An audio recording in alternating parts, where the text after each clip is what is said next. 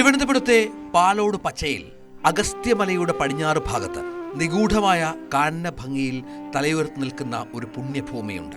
പച്ച നെടുമ്പറമ്പ് ശ്രീ ധർമ്മശാസ്താ ക്ഷേത്രം. ഒരു കാലഘട്ടത്തെ തച്ചുശാസ്ത്ര വൈദഗ്ധ്യവും ഋഷീശ്വരന്മാരുടെ തപോബലവും പരശുരാമന്റെ പ്രതിഷ്ഠാ ചൈതന്യവും ഇവിടെ ഒത്തുചേരുന്നു. ശബരിമലയുടെ ഐതിഹ്യവുമായി അഭേദ്യവുമായി ബന്ധപ്പെട്ട് കിടക്കുന്ന, എന്നാൽ സ്വന്തമായി തനതായ ആചാരപെരുമ സൂക്ഷിക്കുന്ന ഒരു ക്ഷേത്രം. ദക്ഷിണ കേരളത്തിലെ തീർത്ഥാടന ചരിത്രത്തിലെ ഒരു നിർണായക അധ്യായം കൂടിയാണ് ഇവിടം. കേരളത്തിന്റെ ക്ഷേത്ര സങ്കല്പങ്ങളിൽ ശാസ്താവ് എന്ന ദൈവ ചൈതന്യത്തിന് സുപ്രധാനമായ സ്ഥാനമുണ്ട്. അയ്യപ്പൻ എന്ന പേരിലും ധർമ്മശാസ്താവ് എന്ന പേരിലും ആരാധിക്കപ്പെടുന്ന ഈ മൂർത്തി ധർമ്മ സംസ്ഥാപനത്തിന്റെ പ്രതീകം കൂടിയാണ്. ശബരിമല, അച്ചൻകോവിൽ, ആര്യങ്കാവ്, കുളത്തൂപ്പുഴ എന്നീ പ്രസിദ്ധമായ ശാസ്താക്ഷേത്രങ്ങളെക്കുറിച്ച് കേൾക്കാത്തവർ കേരളത്തിൽ കുറവായിരിക്കും.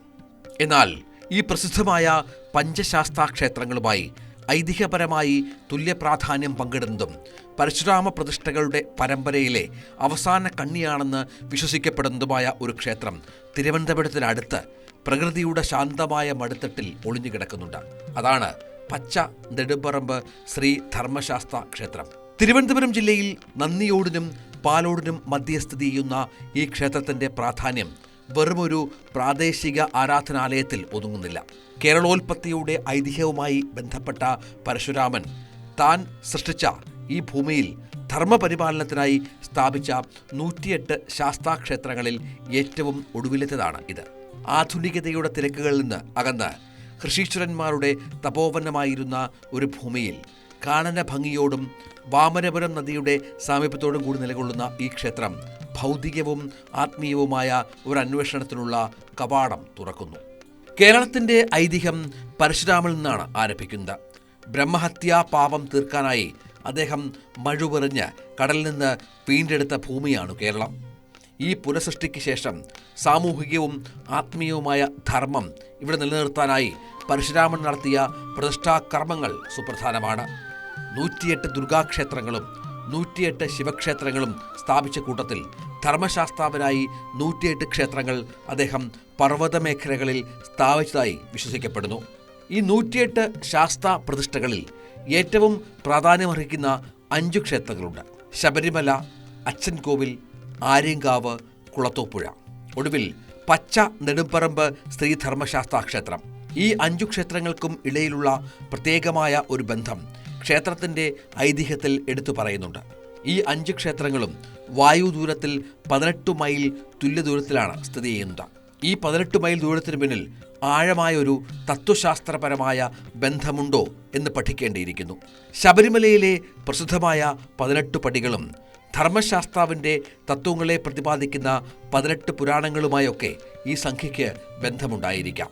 ഈ 5 ക്ഷേത്രങ്ങളെ പരസ്പരം ബന്ധിപ്പിക്കുന്ന ജ്യോതിശാസ്ത്രപരമായ കൃത്യത പരശുരാമൻ എന്ന ഋഷീശ്വരൻ്റെ പ്രതിഷ്ഠാദർശനത്തിൻ്റെയും അന്നത്തെ വാസ്തുവിദ്യ ജ്യോതിഷ വൈദഗ്ധ്യത്തിൻ്റെയും ഉത്തമ ഉദാഹരണമായി കണക്കാക്കാം.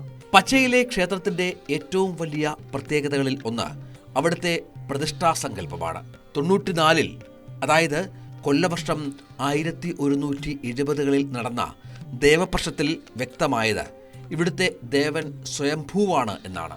തപശക്തിയുള്ള ഒരു ഋഷീശ്വരനാണ് ഈ സ്വയംഭൂവായ ദേവഭാവം കണ്ടറിഞ്ഞ് കലശാദികളും മറ്റും നടത്തി ക്ഷേത്രത്തിന് ഔപചാരിക രൂപം നൽകിയത്.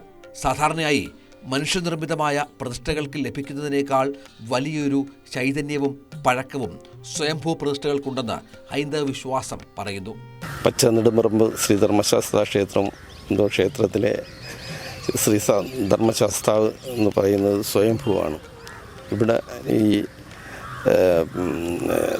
ഇന്ത്യയിൽ ആകെ ഉള്ള 2-3 ക്ഷേത്രങ്ങളിൽ ഈ ഗജവൃഷ്ടാകൃതിയുള്ള ക്ഷേത്രം പച്ച നെടുമ്പറമ്പ് ശ്രീ ധർമ്മശാസ്താ ക്ഷേത്രമാണ്. ഇത് നമ്മളെ പണ്ട് അറിയപ്പെടുന്നതെന്ന് പറഞ്ഞാൽ പരശുരാമൻ അതിൻ്റെ തൃക്കയാൽ പ്രതിഷ്ഠപ്പെട്ടത്. ഇപ്പോൾ സ്വയംഭൂ ഇവിടെ ഉണ്ടായിരുന്ന വിഗ്രഹമാണ്. ഇന്നും ശ്രീകോവിലിനകത്ത് കല്ലിൻ്റെ പ്രതിഷ്ഠയാണ്. അത് പണ്ട് ഇവിടെ ഈ മഹർഷിമാർക്ക് തപസ്സിരുന്ന സ്ഥലമാണെന്നാണ് അറിയപ്പെടുന്നത്. ഇവിടുത്തെ കൽവിഗ്രഹം വളർന്നുകൊണ്ടിരിക്കുന്നു എന്നൊരു അത്ഭുതകരമായ വിശ്വാസം കൂടി നിലനിൽക്കുന്നു. ഈ വളർച്ച ക്ഷേത്രത്തിൻ്റെ പുരാതനമായ തുംഗപദത്തെയും സ്തൂപ സമുച്ചയത്തെയും ചേർത്ത് വായിക്കുമ്പോൾ ക്ഷേത്രത്തിൻ്റെ പഴക്കം മാത്രമല്ല, അതിൻ്റെ നിത്യചൈതന്യം കൂടിയാണ് ഭക്തർക്ക് അനുഭവപ്പെടുന്നത്. ശാസ്താവ് ഇന്നും ഈ ഭൂമിയിൽ സജീവമായി വർത്തിക്കുന്നു എന്ന സന്ദേശമാണ് ഈ വിശ്വാസം നൽകുന്നത്. ക്ഷേത്രം സ്ഥിതി ചെയ്യുന്ന ഗ്രാമത്തിന് പച്ച എന്ന പേര് വന്നതിന് പിന്നിൽ വ്യക്തമായ കാരണങ്ങളുണ്ട്. ഐതിഹ്യമനുസരിച്ച് ഈ ക്ഷേത്രസ്ഥാനം പണ്ട് ഋഷീശ്വരന്മാരുടെ തപോവനമായിരുന്നു.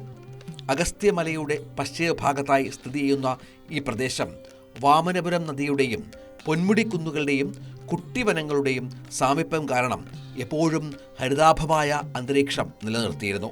പുലിക്കൂട്ടങ്ങളും കുയിലുകളും വേഴാമ്പലുകളും നിറഞ്ഞ ഈ പ്രകൃതി ചാരുതയാണ് ഈ സ്ഥലത്തിന് പച്ച എന്ന് പേര് നൽകിയത്. ഹരിതകം വിതറിയ ഈ പ്രദേശം ഒരു കാലത്ത് കാടിൻ്റെയും പ്രകൃതിയുടെയും സമ്പന്നത വിളിച്ചോതി.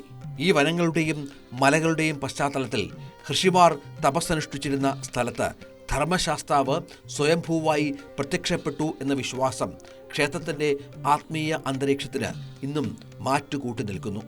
പച്ചാക്ഷേത്രത്തിൻ്റെ വാസ്തുവിദ്യാപരമായ പ്രാധാന്യം വളരെ വലുതാണ്. പുരാതന തച്ചുശാസ്ത്ര വിധി പ്രകാരം പണിതിട്ടുള്ള ഇവിടുത്തെ ശ്രീകോവിൽ ഗജഭ്രഷ്ടമുഖമുള്ള കേരളത്തിലെ ഏക ശ്രീകോവിലാണ്. സാധാരണയായി ചതുരാകൃതിയിലും വട്ടത്തിലുമുള്ള ശ്രീകോവിലുകളാണ് കേരളത്തിൽ കാണപ്പെടുന്നത്.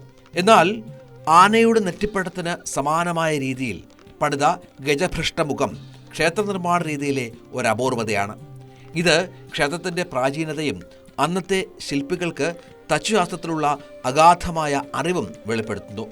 കൂടാതെ തുംഗപദവും സ്തൂപ സമുച്ചയവും ക്ഷേത്രത്തിൻ്റെ പഴക്കത്തെ സാധൂകരിക്കുന്നു. അറിയപ്പെടുന്ന പ്രധാനപ്പെട്ട ഒരു സവിശേഷത എന്ന് പറയുന്നത് ഇതിൻ്റെ ശ്രീകോവിൽ ഗജപൃഷ്ഠാകൃതിയിലുള്ള ഒരു ശ്രീകോവിലാണ്. സാധാരണ അങ്ങനെ മറ്റ് ക്ഷേത്രങ്ങളിൽ കാണാറില്ല, പറയപ്പെടുന്നതും അങ്ങനെയാണ്. അതിൻ്റെ ഒരു പ്രത്യേകത, ഏറ്റവും വലിയ പ്രത്യേകത അങ്ങനെയാണ്.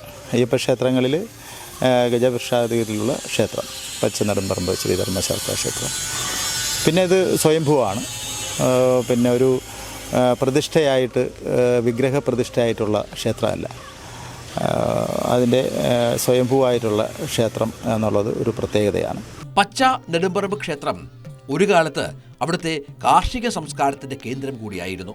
ക്ഷേത്രത്തിൻ്റെ ചുറ്റും വയലോളുകൾ നിറഞ്ഞ പ്രദേശമായതിനാൽ മകരക്കൊയ്ത്ത് കഴിഞ്ഞാണ് ഇവിടെ ഉത്സവം നടന്നിരുന്നത്. ഈ സമയത്ത് അന്നദാനം ഒരു പ്രധാന ചടങ്ങായിരുന്നു. ഇതിനാവശ്യമായ നെല്ലും അരിയും വയലുടമകൾ ക്ഷേത്രത്തിൽ എത്തിച്ചിരുന്നു. വിളവെടുപ്പിന് ശേഷം ദേവന് നന്ദി അർപ്പിക്കാനുള്ള ഒരു ജനകീയ ഉത്സവമായിരുന്നു ഇത്. ഈ പാരമ്പര്യം ക്ഷേത്രവും അവിടുത്തെ ജനജീവിതവും തമ്മിലുള്ള ദൃഢമായ ബന്ധത്തെയാണ് സൂചിപ്പിക്കുന്നത്. പച്ചക്ഷേത്രത്തിൻ്റെ ഐതിഹ്യം പരിശോധിക്കുമ്പോൾ അതിൻ്റെ ഉത്ഭവത്തെക്കുറിച്ച് മറ്റൊരു വീക്ഷണം കൂടി മുന്നോട്ട് വെക്കുന്നുണ്ട്. ആര്യൻ ബന്ധവും ശാസ്താ പ്രതിഷ്ഠയുടെ ലക്ഷ്യവും. ഐതിഹ്യമനുസരിച്ച് വൈഷ്ണവ കുലജാതരായ ആര്യന്മാർ ഏഷ്യ മൈനറിൽ നിന്ന് പലായനം ചെയ്ത് സിന്ധു, ഗംഗ, സരയൂ തീരങ്ങളിൽ താമസമുറപ്പിച്ചു. ഗായത്രി മന്ത്രോച്ചാരണവും ഹോമങ്ങൾ കൊണ്ട് ഹിമാലയ ഋഷീശ്വര സംസ്കാരം വളർന്നു. കാലക്രമേണ ഗോത്രങ്ങൾ തമ്മിൽ അസൂയയും വിദ്വേഷവും വളർന്ന് ധർമ്മങ്ങൾ തമ്മിൽ ഏറ്റുമുട്ടി. മനുസ്മൃതി കാറ്റിൽ പറത്തി, അധർമ്മം നടമാടി. ഈ ഒരു സാമൂഹ്യ സാഹചര്യത്തിലാണ് പരശുരാമ മഹർഷി പർവ്വതമേഖലകളിൽ സഞ്ചരിച്ച് ദേവഭാവം കണ്ട സ്ഥലങ്ങളിലെല്ലാം ധർമ്മം പുനഃസ്ഥാപിക്കാനായി ശാസ്താ പ്രതിഷ്ഠ നടത്തിയത്. ഈ വിവരണം കേവലം ഒരു പ്രാദേശിക ക്ഷേത്രത്തിൻ്റെ ഉത്ഭവകഥ എന്നതിലുപരി ശാസ്താവ് എന്ന ദേവസങ്കല്പത്തിൻ്റെ ധർമ്മപരിപാലനപരമായ പ്രാധാന്യം കൂടി ഉയർത്തിക്കാട്ടുന്നു.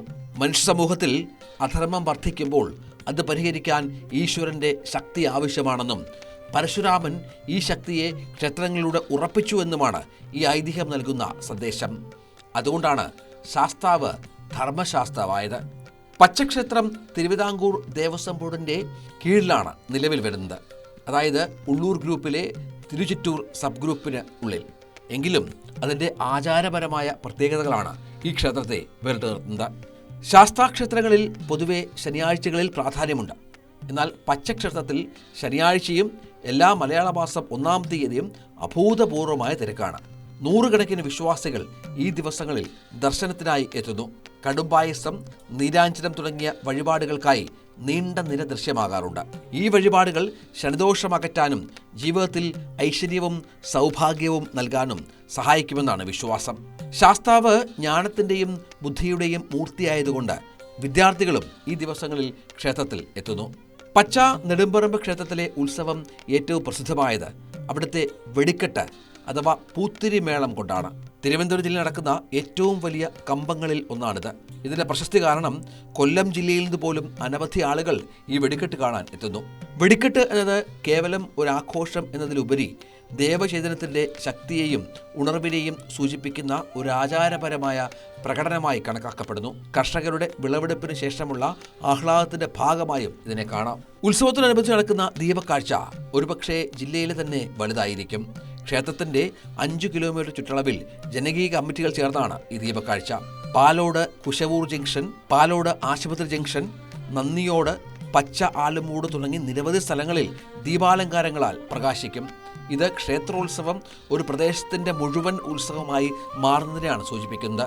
ജാതി മത ഭേദമന്യേയുള്ള ജനങ്ങളുടെ പങ്കാളിത്തം ഈ ക്ഷേത്രത്തിന്റെ സാമൂഹിക ഐക്യത്തിനും അടിവരയിടുന്നു. പച്ചക്ഷേത്രത്തിന് സമീപമുള്ള ക്ഷേത്രക്കുളം അതിൻ്റെ ചരിത്രപരമായ പ്രാധാന്യവും ആധുനിക കാലത്തെ ഉപയോഗം കൊണ്ട് ഒരു പ്രത്യേക സ്ഥാനം കൂടി അർഹിക്കുന്നു. പണ്ട് കൃഷി ആവശ്യത്തിനായിരുന്ന ഈ ക്ഷേത്രക്കുളം ഇന്ന് ദേശീയ നിലവാരത്തിലുള്ള ഒരു നീന്തൽ കുളം കൂടിയാണ്. ഈ കുളത്തിൽ നിന്ന് പരിശീലനം നേടി 100 കണക്കിന് നീന്തൽ താരങ്ങൾ ദേശീയതലത്തിൽ എത്തിച്ചേർന്നിട്ടുണ്ട്. ഒരു ക്ഷേത്രക്കുളം അതിൻ്റെ പവിത്രതയും തണുപ്പും നിലനിർത്തിക്കൊണ്ട് തന്നെ രാജ്യത്തിൻ്റെ കായിക ഭൂപടത്തിലേക്ക് താരങ്ങളെ സംഭാവന ചെയ്യുന്ന ഒരു കേന്ദ്രമായി മാറുന്നത് ഒരു അപൂർവ പ്രതിഭാസമാണ്. ഇത് ക്ഷേത്രത്തിൻ്റെ ബ്രഹ്മോദയം അഥവാ ഈശ്വരൻ്റെ അനുഗ്രഹം എത്രത്തോളം ഉണ്ടെന്ന് വ്യക്തമാക്കുന്നു. ദേവന്റെ ചൈതന്യം കേവലം ആത്മീയ കാര്യങ്ങളിൽ മാത്രമല്ല ഭൗതികമായ കഴിവുകൾ വളർത്തുന്നതിനും സമൂഹത്തിന് പ്രയോജനകരമാകുന്നു എന്നതിൻ്റെ ഉത്തമ ദൃഷ്ടാന്തമാണ് ഇത്. കായിക അഭ്യാസത്തെയും കലകളെയും പ്രോത്സാഹിപ്പിച്ചിരുന്ന പുരാതന ക്ഷേത്ര സങ്കല്പത്തിൻ്റെ ആധുനിക രൂപമായി കൂടി ഈ നീന്തൽക്കുളത്തെ കാണാം. പച്ച നെടുമ്പറമ്പ് ശ്രീ ധർമ്മശാസ്ത്ര ക്ഷേത്രം വെറുമൊരു കൽക്കട്ടനേക്കാൾ ഉപരിയാണ്. പരശുരാമൻ പ്രതിഷ്ഠിച്ച 108 ശാസ്താക്ഷേത്രങ്ങളിലെ അവസാനത്തെ കണ്ണിയാണിത്. ശബരിമല, അച്ചൻകോവിൽ, ആര്യങ്കാവ്, കുളത്തൂപ്പുഴ എന്നീ ക്ഷേത്രങ്ങളുമായി 18 മൈലിൻ്റെ കൃത്യമായ വായുദൂരത്തിൽ ബന്ധിപ്പിക്കപ്പെട്ട ഈ ക്ഷേത്രം ഒരു ഹൈന്ദവ ഭൂമിശാസ്ത്രത്തിൻ്റെ കേന്ദ്രസ്ഥാനം വഹിക്കുന്നു. അഗസ്ത്യമലയുടെ തപോബലത്തിൽ, കാണന്റെ ഭംഗിയിൽ എല്ലാവിധ അഹങ്കാരങ്ങളെയും വിദ്വേഷങ്ങളെയും ഇല്ലാതാക്കി ധർമ്മം സംസ്ഥാപിക്കാൻ പരശുരാമൻ പ്രതിഷ്ഠിച്ച ഈ ശാസ്താവ് ഇന്നും ഭക്തർക്ക് അഭയമായി നിലകൊള്ളുകയാണ്. ശനിയുടെയും മലയാള മാസം 1-ൻ്റെയും തിരക്കുകളിൽ കടും പായസത്തിൻ്റെ മധുരത്തിലും പൂത്തിരിമേളത്തിൻ്റെ പ്രകാശത്തിലും ഓരോ ഭക്തനും തിരിച്ചറിയുന്നത് ഒന്നു മാത്രം: ധർമ്മം എവിടെയുണ്ടോ അവിടെ ശാസ്താവിൻ്റെ സാന്നിധ്യമുണ്ട്. ഈ പുണ്യഭൂമി ദക്ഷിണ കേരളത്തിലെ ഒരു നിത്യചൈതന്യമായി ഇന്നും ജ്വലിച്ചു നിൽക്കുന്നു.